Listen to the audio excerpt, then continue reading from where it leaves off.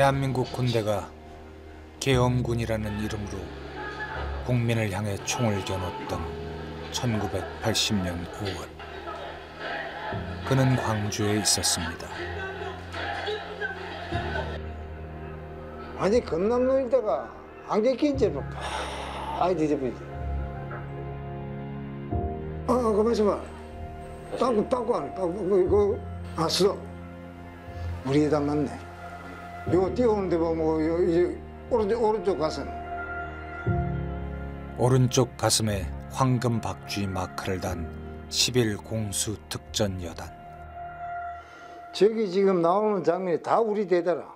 저 안에 지금 내가 찍힐 수도 있고 지금 저 중에 내가 그러니까 저 앞줄에서 이제 왼쪽 이던 맥이 있었으니까 사람 하나 서 있는 그 근처 어디에 있었으니까. 전두환과 신군부는 최정예 부대인 공수특전단을 앞세워 무자비한 폭력으로 광주를 진압했습니다. 그래, 꼭 언젠가는 내가 어떤 계기가 있으면 꼭 한번 이야기를 하고 싶다는 그런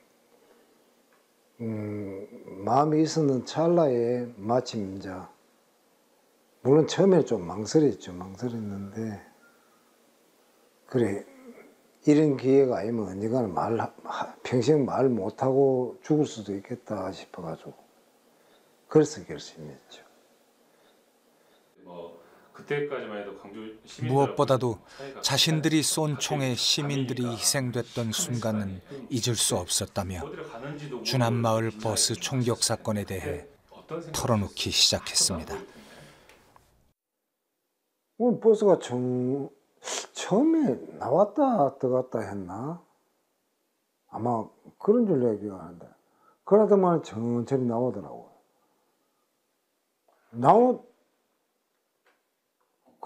이제 나오면서 한 100m 정도 나왔을 때 아마 우리 이제 병력들하고 아마 그때 내 수색 나간 병력들 기억하는데 그 병력들하고 이제 총격전이 벌어지더라고. 혹시 그 버스가 이렇게 혹시 이거 한번 버스가 그렇게 생겼나요? 정확하게 모르는데 요런 종류는 만든 것 같아요. 많았고 우리가 그때 이야기하는 그게 마이크로버스라고 했어요. 마이크로버스. 내 기억으로는 한 22세기나 이래 그런 버스 아니었나 기억되는데. 소형 마이크로버스는 당시 대중교통이 끊긴 광주에서 시민과 시위대가 주로 이용하던 교통수단이었습니다. 그런 버스 중 한 대가 화순 방향으로 가던 중 매복해 있던 계엄군에게 습격당했습니다.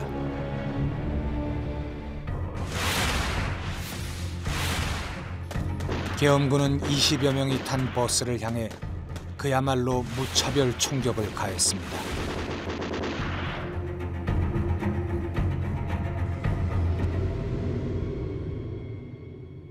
버스에 다가가서 제일 먼저 본 게 길에 2명이 이제 쓰러져가 있는 거. 그래 그분들이 이제 나는 처음에 죽은 줄 알았다만 가까이 가서 보니까 살아난 것 같더라고. 그럼 내가 주소도 물어보고 이름도 물어보고 다 물어봤거든요. 물어보고 그러고 기억나는 게 아마 한 5-6발 몸에 관통상을 입은 거 내가 봤고 하고 그래 가까이 가니까 마침 모 장교가 또 한번 올라가 보라니까 주위에서 그러대요. 중사가 올라와서 확인사살까지 했는데 거기 왜 올라 보냈냐고 이런 이야기를 하더라고. 나도 올라가기 싫었고. 사망자를 확인하기 위해 최병문 씨가 올라간 버스 안은 참혹했습니다. 사람들이 총에 맞아 처참하게 쓰러져 있고 바닥에는 피가 흥건했습니다.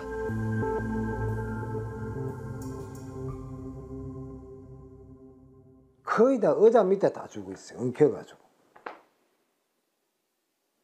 아, 정말 그 진짜 지금도 생각하기 끔찍할 정도로 진짜로 그한데 전부 다 의자 밑에 엉켜가지고 이래 죽어 있더라고. 죽어 있었고.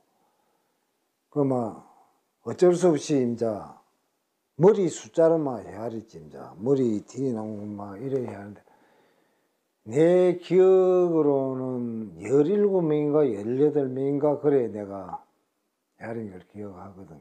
하고 나올 적에는 나도 혹시나 싶으니까 이제 뒷걸음질로 나왔거든. 그때 아마 그 사람이 발등을 내가 밟은 것 같아요. 내가 보니까.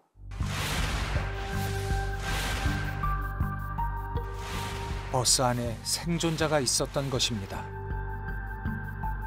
앳된 얼굴의 여학생은 살려달라며 애원했습니다.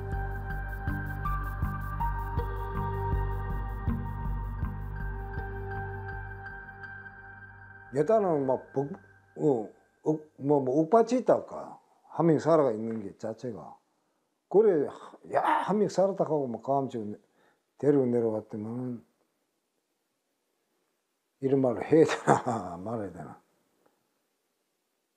일부 막 부대원들 중에 뭐 내보고 야 사치기 부지 왜 데리고 내려왔나 뭐 그 소리까지 내가 들었거든요.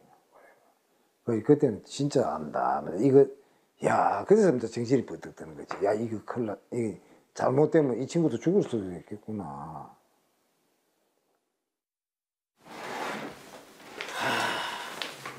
그러니까 아이고 그래 아이고 참. 괜히 말했나 싶기도 하고 언제나 그걸 또 그렇게까지 말해야 됐나 싶기도 하고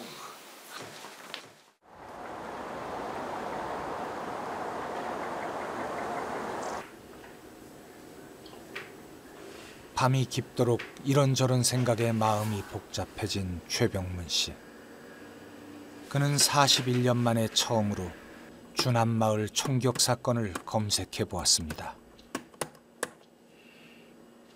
보는 것 자체가 사실 너무 이제 그 기억이 자꾸 떠오르니까 떠오르기 싫으니까 이제 그 5.18 관련해서는 아예 찾아보기도 안 했고 알고도 하지도 안 했지 뭐 솔직히. 뉴스라도 무의식적으로 막 다른 데로 돌리고 그랬으니까.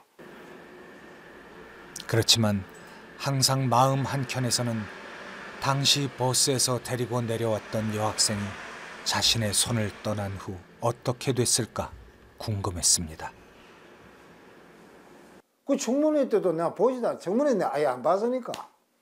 그 5.18 청문회 나오다가 그 보는 자체가 나는 좀 그게 안 좋았으니까 아예 보지도 않았고 그 다른 동기가 전화가 와서 그러더라고. 너 살려준 그 여학생이 청문회 나왔더라. 그 소리 하길래 나는 또 진짜 믿지도 않았고 생각이도 그랬으니까. 그러다 최근 5.18 진상규명 진술 과정에서 주남마을 총격 사건의 유일한 생존자가 당시 여고생이었고 지금도 살아있다는 소식을 전해 들었습니다. 갑자기 눈물이 콱 쏟아지더라고. 그건 너무 고맙지 뭐. 살아있는 거야 진짜. 너무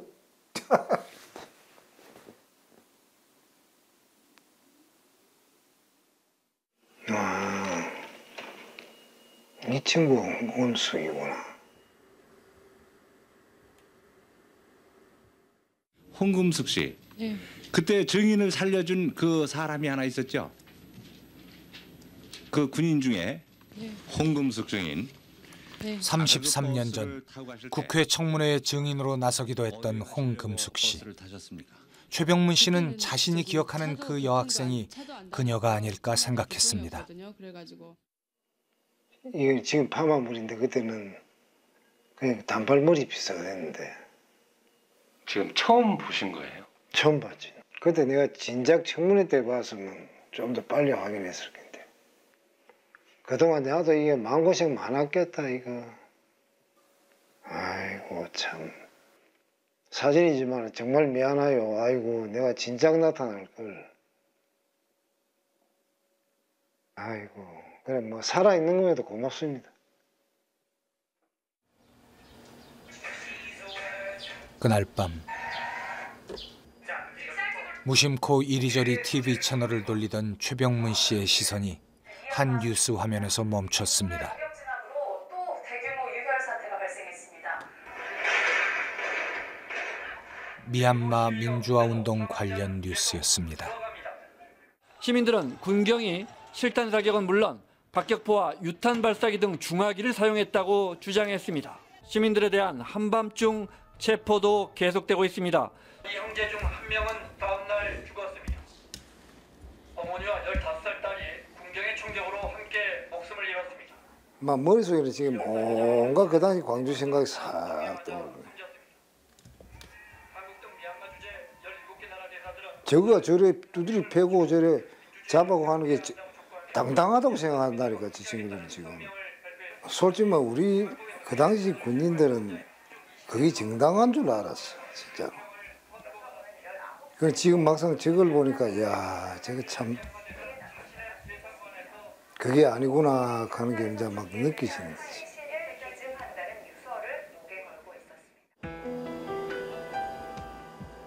지금도 기억 속에서 잊혀지지 않는 80년 5월의 금남로.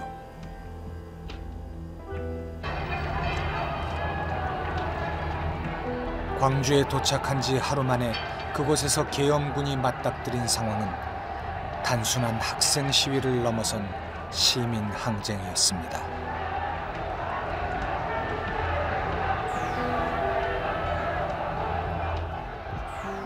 그때 아마 처음에 택시가 경적을 울리고 먼저 왔어요. 왔고 또 경적을 울리고 오니까 이제 위에서 지휘관들이 택시를 제지하라 그러니까 이제 체류탄을 놓고 막 곤봉을 유리창 깨고 체류탄을 막 택시 안에 던지고 막 그래서 택시 기사들이 그걸 다 도망쳐 버리죠.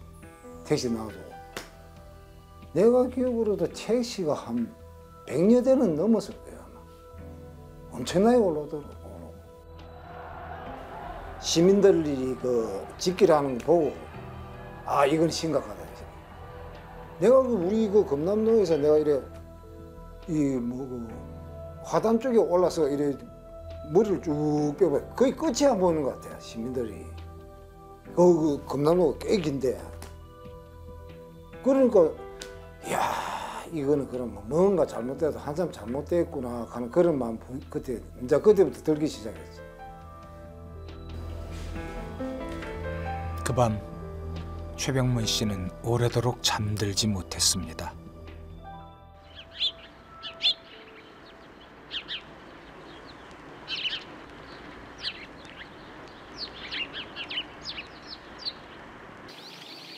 아이고 신분아. 공수 왔나? 응. 아침 커피 한잔 할래?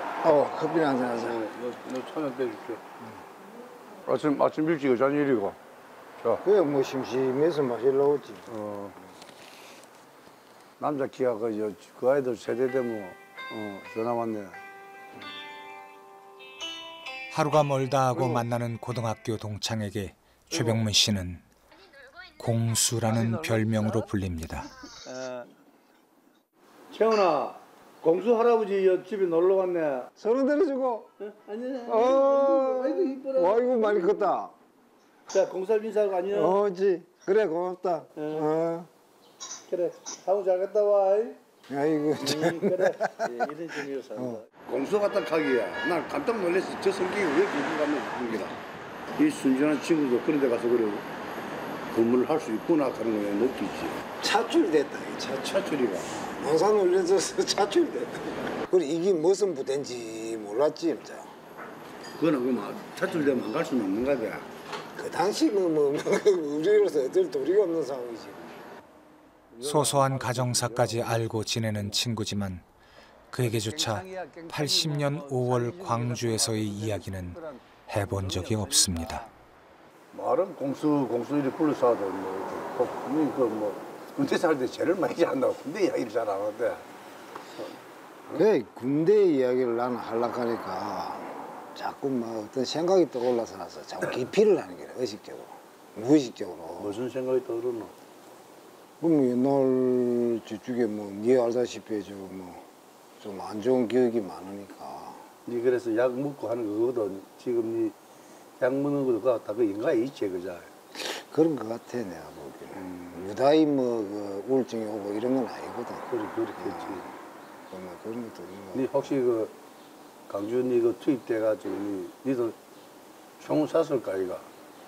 사람들 좀 죽였네. 에이씨 그런 이야기 자꾸 하지 마. 근데 내가 일부러 그래서 내가 그래 군대 이야기를 기피하는 게라.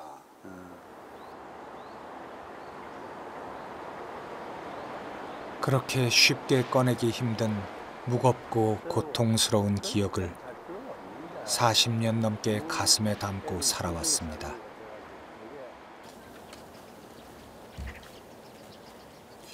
노년에 접어들면서 소일거리 삼아 텃밭을 가꾸고 있다는 최병문 씨. 괜히 심란할 때면 여기 나와 시간을 보내곤 합니다. 이거는 저 그거거든. 옥수수거든. 우리 손자 주려고. 이놈을 살리기 위해서 또 이놈들을 희생을 시켜야 되는 거야. 이게 또 마음이 좀 안 좋지. 하물며 잡초 하나도 이럴진데 5.18 당시 광주에서 계엄군이 했던 일을 생각하면 또 착잡해집니다. 내가 가끔 한 번씩 광주 생각만 하면 울컥할 때가 있거든. 그런 게 있는데 아마 그런 이야기 하려고 하니까 내가 좀 그하네. 자꾸 또 울컥한 감정이 자꾸 속이 찌는데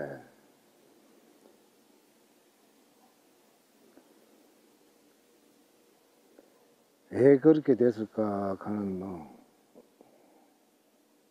우리는 모르지만 왜 그랬는가 하는 의문이 들고 막 그럴 때가 많이 있지. 자신의 의지와 무관하게 계엄군이 되어 가해자의 편에 설 수밖에 없었던 것이 솔직히 원망스럽기도 했습니다. 왜 하필이면 내가 그 당시에 그 부대에 있었고 또 우리 부대가 왜 거리 갔는가 하는 그런 건 좀 억울하지. 다른 사람이 갔으면 내가 그런 경우도 안 겪었을 끼고 그리고 이 감정을 아마 평생 갖고 갈지도 모르겠지. 내가 뭐 죽고 나야 그 감정이 없어지겠지. 그렇지만 어쩔 수 없는 운명이었다며 변명하고 싶지는 않았습니다.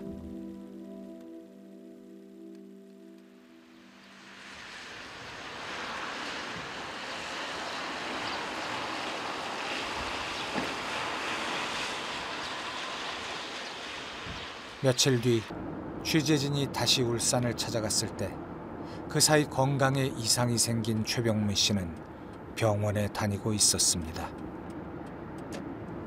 아마 그 지대팀들 만나고 나서 아마 거기에 대한 스트레스를 좀 받은 것 같아요. 나는 몰랐더만 그게 많은 부담이 됐던 거예요. 최병문님 들어가세요. 네.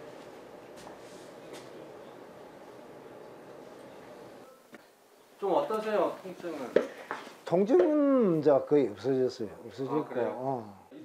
대상포진이라는 그는 오랫동안 원인을 알 수 없는 가슴 답답증으로 병원을 전전하기도 했습니다. 훨씬 나아졌죠.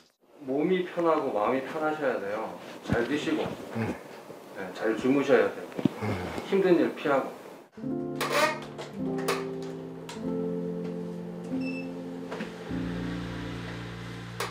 나는 처음에는 뭐 심장병인 줄 알았지. 왜 이래 가슴이 답답하고 빠가나게 아픈가 몰랐는데 광장이라 그래. 그게 뭐 한 1년 지나게 뭐 뒤에 우울증이라고 그래. 한 몇 년을 내가 치료받았거든.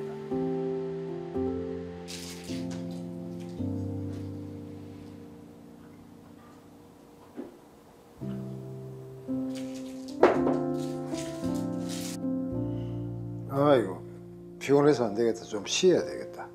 오늘 촬영 그만하고 좀 쉬고 촬영합시다.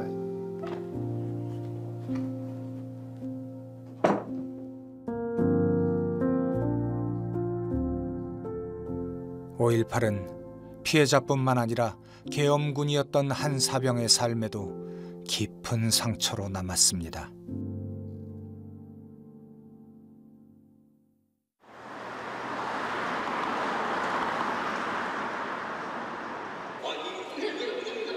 다시 찾아온 5월 어느 날.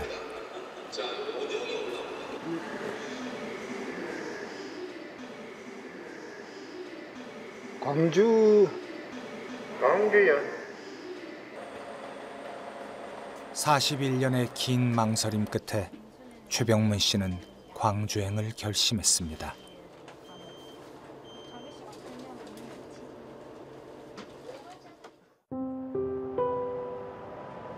그때는 계엄군의 이름으로 명령에 의해 가야 했지만 이번엔 스스로 나선 길.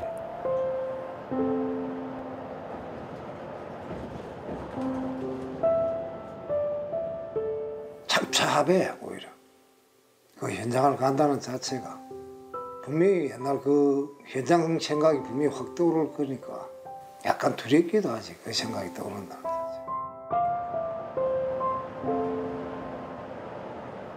마주하기 두려운 그해 5월 10일 공수특전여단 62대대 소속이었던 그는 한밤중에 어디로 가는지도 모른 채 어떤 일이 기다리고 있는지도 모른 채 광주로 가는 기차를 타야 했습니다.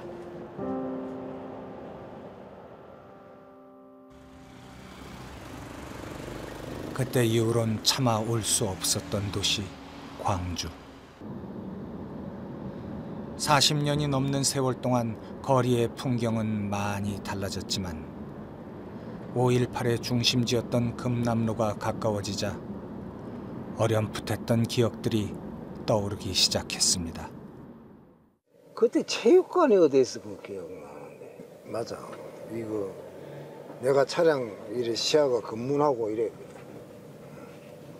그때 맞아. 그 하천인가 뭐 다리도 있었고.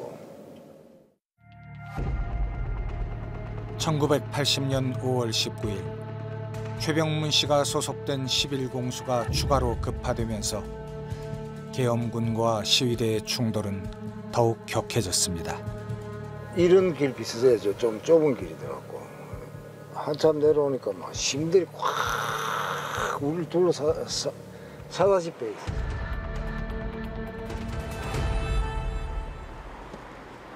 다음 날인 5월 20일 11공수여단은 금남로에 위치한 주요 건물을 중심으로 대대별로 배치됐습니다.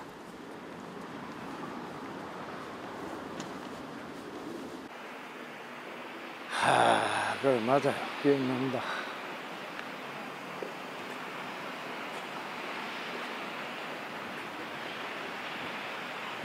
도청 건물이 그대로 있네.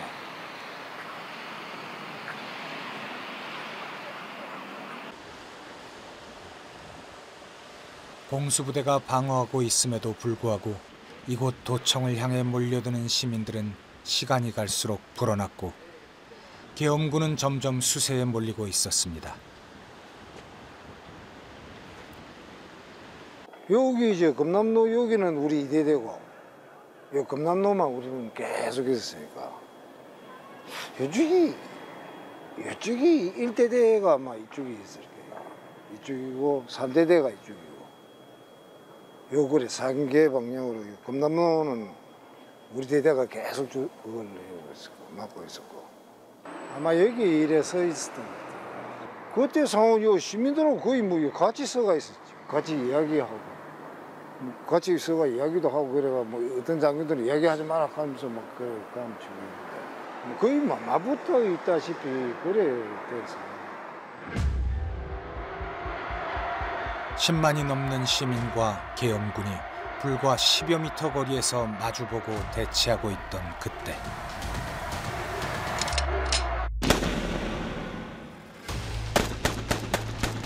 계엄군의 총알이 시위대를 향해 쏟아졌습니다. 집단 발포였습니다.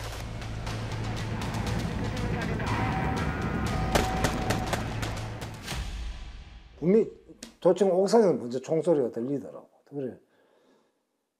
그래가지고 뒤에 내가 누군지 기억은 안 나는데 옆에 이제 우리 동료인데 물어보니까 누가 총선호이라 이렇게 칠려다니라 하더라고. 빠바방 났지 이제.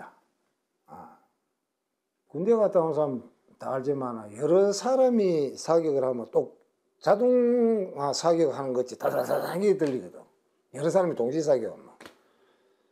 그 당시에는 거의 자동 사격은 아니고 단발 사격으로 했을 거예요. 거의 조조 사격이지. 이제. 일부 이제 저격 그거로 해놓은 친구들이 뭐 몇 명인지 내가 모르겠는데 아마 다수가 아마 그런 식으로 해가 시민들 향해가 총을 내쏜 걸로 알고 있었지.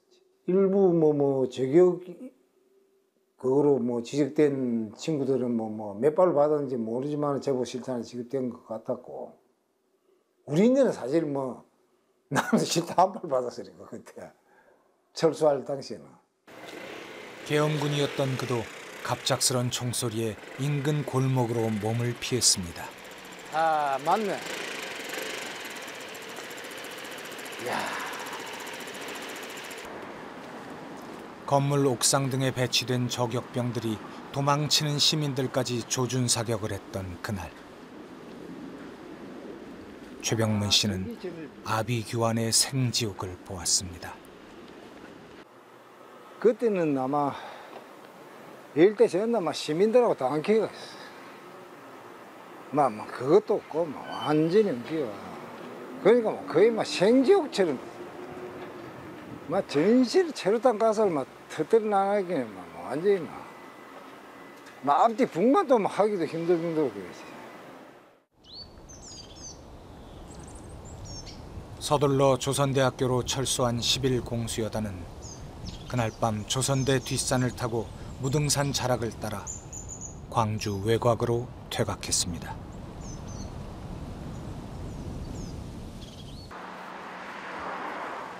최병문 씨 부대가 주둔한 곳은 광주와 화순의 경계인 주남마을 뒷산. 계엄군은 광주를 고립시키기 위한 봉쇄 작전에 들어갔습니다. 저 송전탑이 그 당시 그대로 같으면 여건처럼 그건 확실해. 최병문 씨는 미니버스 총격 사건의 현장을 같은 11공수 출신의 동료와 함께 찾아갔습니다. 당시 직접 총격에 가담했던 부대원입니다. 내가 여기 있었어. 여기 이 산하고 이 논하고 이 꼬랑 거기가 그 사이가 좀 들어갔으니까 거리 여기가 쭉 보초 비슷하게 섰어. 진짜 이렇게 오니까 우리 숨어서 우리 조준도 안 하고 자동으로 긁어버려서 그냥 벌집된 거예요. 그러니까 운전석 쪽이 완전히 벌집됐고. 내가 저쪽에 산에서 쳐다볼 적에는 겨울 쪽 저쪽에서도 일부 총격이 이루어진 걸로 내가 알고 있거든. 그때가 오전이었어요? 아마 그때 한 11시, 10시? 한 11시간 쓸라나?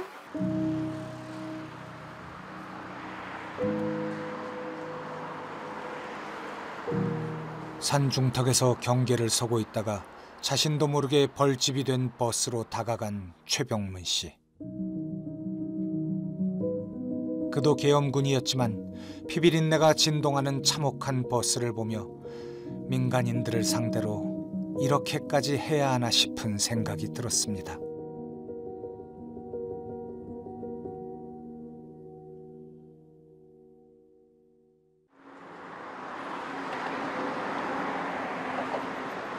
광주에서의 마지막 날.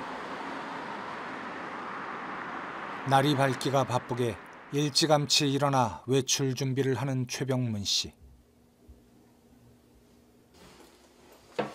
5.18 진상규명조사위원회에서 주남마을 총격 사건의 유일한 생존자인 홍금숙 씨와의 만남을 주선해 주기로 했습니다. 죽었는지 살았는지 반반으로 늘 얘기고 이때까지 왔는데 일단 만나봐야지. 지금 어떻게 감정을 이야기할 수 없고 지금 그래 일단 만나러 갑시다. 41년 전 생사의 갈림길에 마주쳤던 여고생. 옛날 그 옷은 하늘색 추리닝에 흰색 추리닝 그건 분명히 기억나고 아련한데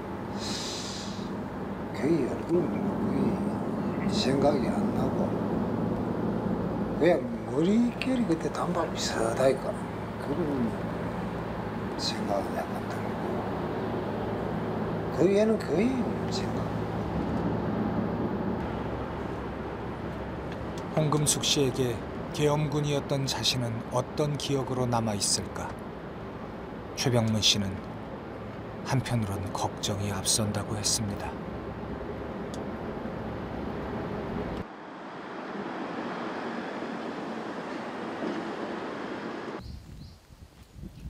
먼저 주남마을에 도착한 최병문 씨는 당시 총격이 끝난 버스에 올라가기 전 그가 발견했던 부상자 2명의 흔적을 찾아갔습니다.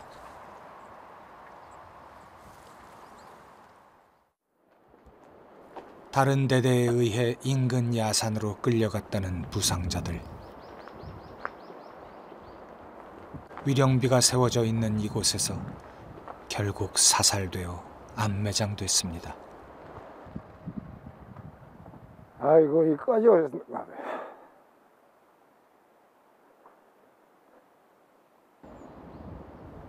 그때 이들을 안락사시켰다는 이야기는 부대 안에서도 공공연히 떠돌던 소문이었습니다.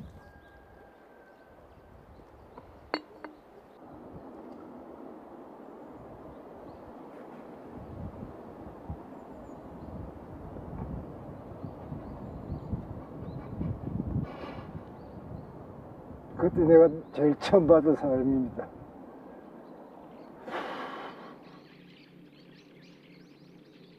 죄송합니다. 너무 늦게 와서.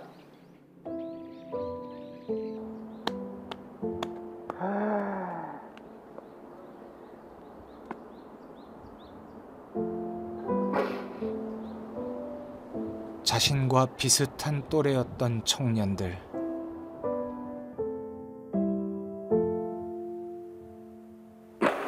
그들의 죽음 앞에서 계엄군이었던 최병문 씨는 죄인 아닌 죄인이 되어 고개를 숙였습니다.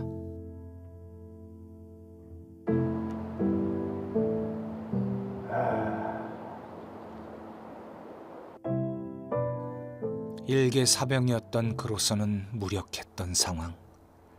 그럼에도 죄책감은 떨칠 수 없었습니다. 그때 내가 계급이 조금이라도 높았으면 중사 정도만 돼서 어떻게 한번 술을 써봤을 텐데. 워낙 문제 그간 전입원 일병이 어떨 도리가 있어야지.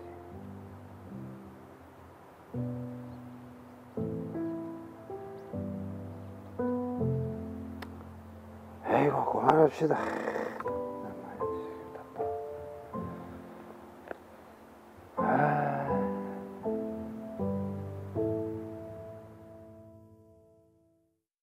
뭔지를 몰라.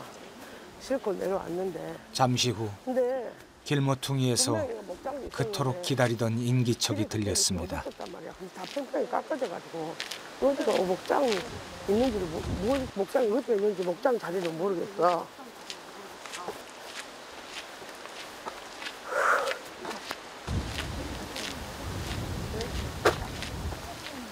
홍금숙 씨, 그 준태 이상 다녔다더니, 그거 살아있을 거야.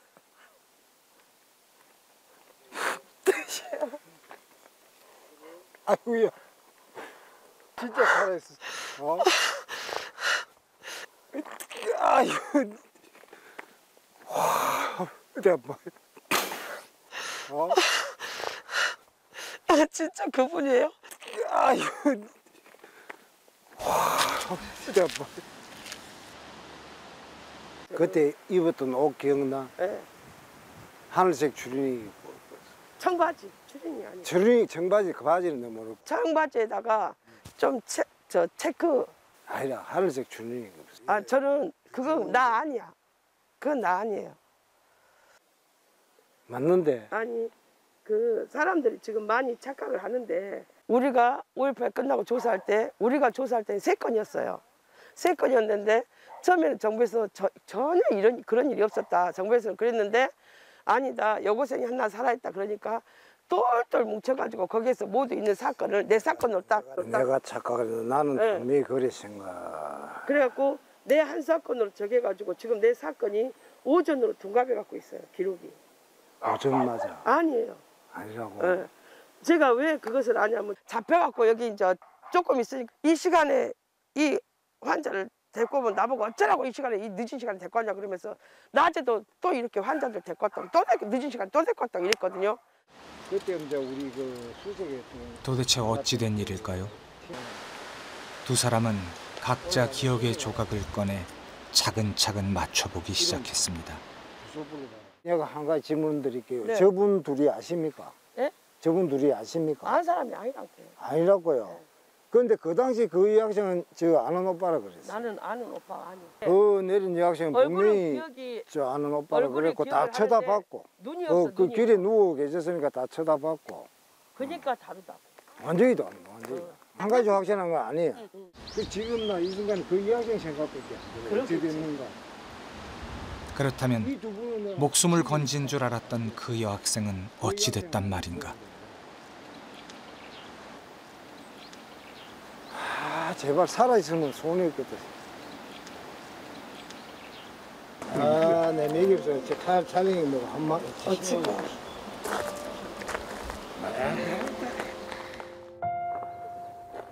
같은 날 또 다른 버스 총격 사건이 있었을 것으로 추정되는 상황. 하지만 지금까지 밝혀진 당시 생존자는 홍금숙 씨가 유일합니다.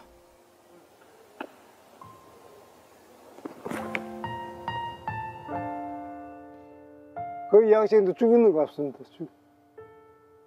아니네요 만나보니.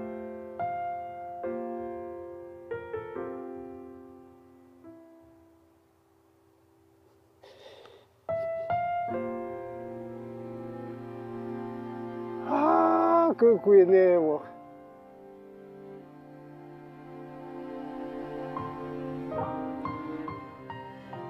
다 죽었습니다. 다 죽었어요. 한 명이 사는 줄 알고. 미안합니다.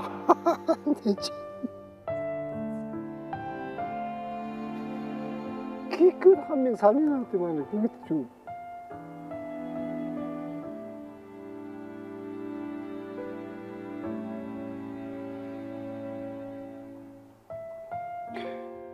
미안합니다.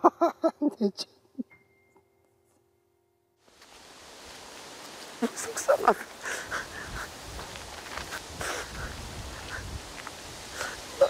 내가 키웠으면 좋겠다. 그래도 끝까지 그 이야기를 해주니까 고마워. 그 사람은 이야기해줬어. 아니지만 저도 감사하고요. 아니 진짜 고맙다. 너무 실망하지 마시고 감사해요. 그리고 조금 마음을 오빠를 죄책감 갖지 마시고 마음을 좀 이제 편히 좀 내려놓으세요. 하지만 이제 죽음의 행방조차 알 수 없게 된 여학생 생각에 최병문 씨의 마음은 한없이 무거워졌습니다.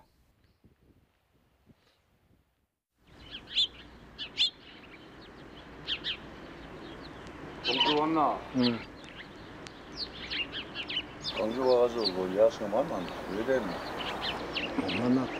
못 만났나? 진짜 살아 있어서 고맙다고 얼굴 한번 만져주고 싶다.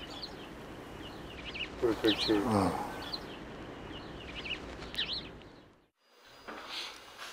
촬영을 마무리하면서 최병문 씨는 5.18 당시 계엄군들에게 꼭 하고 싶은 말이 있다고 했습니다. 만약 날 욕을 해도 좋습니다. 만약 저 새끼 저기 왜 나오가 실대문 소리 하나 이런 소리 해도 좋은데 한번 생각해 봐달라고 내 부탁 좀 드리고 싶네요. 지금 실종자들이 너무 많더라고. 제발 우리 부대원들은 알고 있잖아요. 알고 있으니까 제발 우리 부대원들요. 그 한마디만 좀 해주면. 아이고.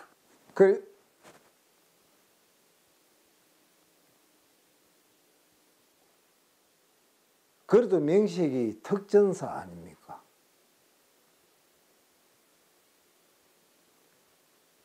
특전 요원답게 나섭시다. 더 이상 뭘 그거 하겠습니까, 지금 우리가. 그거 한번 부탁드리겠습니다.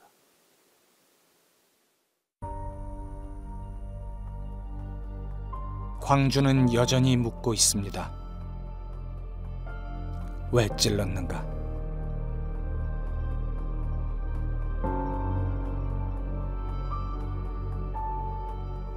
지켜야 할 국민을 향해 왜 총을 쏘았는가?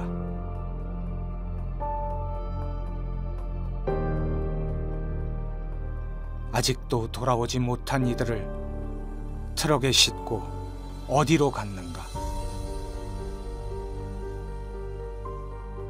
41년이 된 이 오랜 질문에 그해 5월 광주에 있었던 계엄군들이 더 늦기 전에 답을 해야 할 때입니다. 여러분의 희생이 결코 헛되지 않을 것입니다. 늦게 와서 미안합니다.